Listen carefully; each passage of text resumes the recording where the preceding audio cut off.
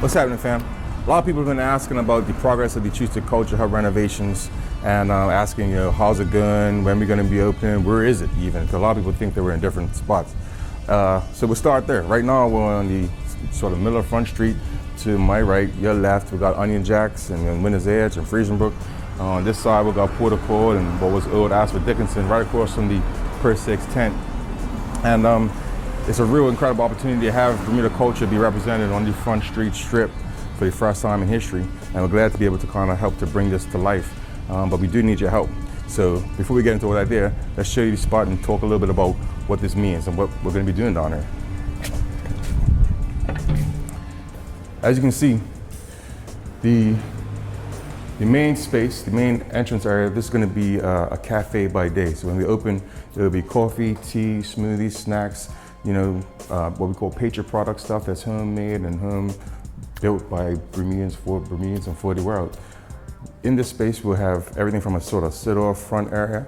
This will double as a sort of B stage, front stage, when the time's right. So we'll be able to clear the seating off and make a front stage. We like to call it the Mike Hine stage, you know what I mean? As we come to the main concession area, it's be really able to pick up your snacks, pick up your refreshments. We're kind of complementing the theme of the previous tenant, which was Carol Hilton. This is Carol Hilton's old retail store. And this was the Bermuda roof that she installed. We want to go along with that theme and face the whole concession area to look like an old school Bermuda wall. We're going to also add other features to the whole environment up here to make it a mini cultural museum, highlighting cultural artifacts and things that make that most Bermudians would know, but a lot of people might not know the story of how they came to be. So even like here above the door, we're looking at putting up a Bermuda mobilette. No, it's not Bermuda mobilette, but everyone knows about moped culture, bike culture in Bermuda Steep. This was actually the original home of Ashford Cycles, which was one of the first stores that actually brought in mobilettes and motor bikinis. So we have that up there to honor that history. We also have sort of Bermuda kites in the sky. You can see we're doing some work on the ceiling. We had to take all the old ceiling out.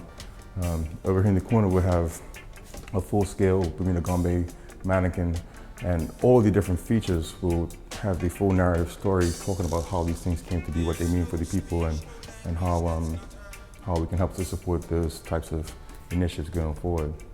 As we make our way to the back, we will be coming into the main theater hall space. In this area, obviously it's looking and feeling a lot like Chewstick Village. If you ever came to Chewstick on the block, this definitely feels more like home. To our left right here, you have the new overhaul control booth. This will control everything from stage to sound, lights, projection, smoke machine. This will be the main heart of the facility, enabling us to really customize events and activities to really be an incredible presentation. We'll also do the DJ booth, so DJs can come here to both get their, be able to perform as well as get experience. Main bathrooms right here. This entire space will be designed to enhance the local story. So if you look on this side, you see some of the pieces that were created in our community art program over the years. This whole entire wall and out the front and everything will be a gallery space where local visual artists will get the chance and opportunity to be able to showcase their skills and tell their story. A lot of the past, we haven't been able to fully present that aspect of Bermuda creativity because of the limitations of our space, size, and location. But now we'll be able to really make that shine, a major part of the whole operation.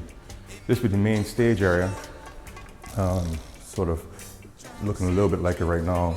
But the main aspect of this, the stage will come out about 10 feet. It's roughly 16 feet wide. It's a lot bigger than the old stage that we used to have. It'll actually be at the height of that door there and designed to be modular as well, with the front middle section being able to come out to be sort of like a mini runway and the entire stage being able to transform. As we work our way to the back, this would be the main public space by day, day and night. And as we move to the back, it's much more of the private space, the educational space, and the development space. This area looks a lot more like what the entire property looked like before we started working on it back in January. We still have a lot to do, but it's coming along. We have to finish this corridor. It's going to come to here. Back in this room, which you can't see that well, but this will be the main accessible bathroom area, as well as changing station for families when they have their babies and get changed. The corridor will come down here and hook this way, where it'll be coming into what will be an education classroom space. This will be the primary education area for classes, community groups, for youth programs, for our youth programs, as well as for partner agencies and individuals that are looking to do their work in a space that they can use either for free or for cheap, and enable them to really expand their reach and expand their platform.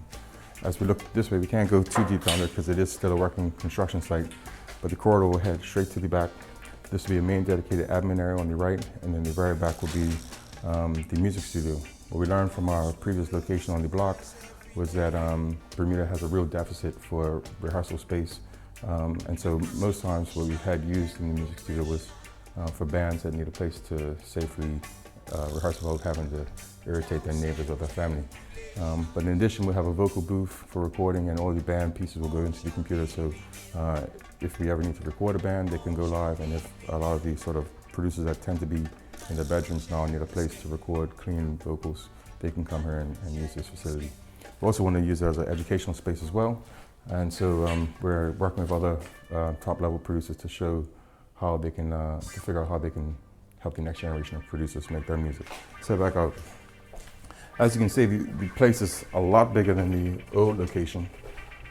And it's been quite exciting from that regard because we can really totally tailor it to fit the community and the need that we have already established as being a vital asset to the whole economy. The problem that we've had now is that while we've been able to kind of dig deep and get in to get us this far, we still need to make it to the finish line. And this is where we're hoping that you can help out by signing up to become a Chewstick Champion. Check out some of these champions that have already signed up. Hi, my name is Shalay. I am a Chewstick Champion, and I believe in Chewstick. I believe that everybody should be out here trying to help us rebuild the culture hub, because we are trying to keep the youths off the streets and everything, trying to get them involved in the arts so that they can become something better than what is actually put out there. They can become musicians, poets, writers. They can even become videographers if they choose to. So just come out and help us. Come out and help us like raise money and just try to build the new Chewstick Culture Hub. My name is Jamal Hassel, and I am a Chewstick Champion because I believe in Chewstick. You should be a Chewstick Champion too. Chewstick is much needed in our community. We bridge gaps of all races, creeds, and nationalities.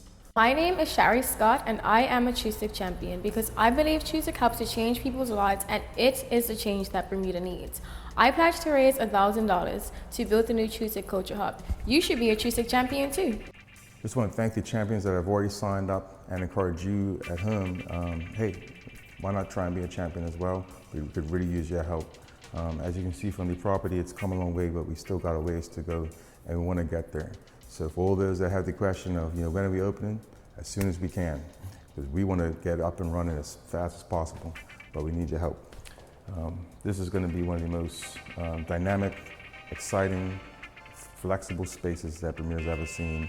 First time Bermuda Culture's had this opportunity, 100% accessible and available to help to really fortify and develop the local culture.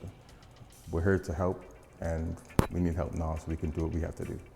If you want to find out more, please visit our website, chewstick.org, or our social media profiles, or just come around and poke your head in the door and see it for yourself, because there's nothing like seeing it in person. If you like what you see in the video, you're going to love seeing it live.